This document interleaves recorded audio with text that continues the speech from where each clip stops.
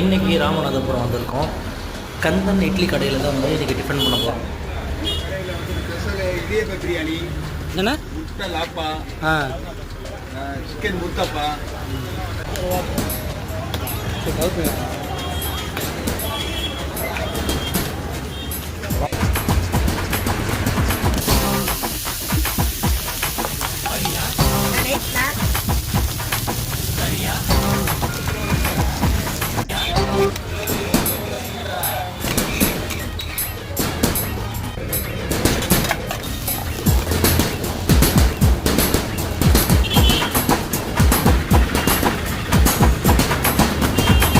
Master எத்தனை வருஷமாக பரோட்டா போடுறீங்க மாஸ்டர்?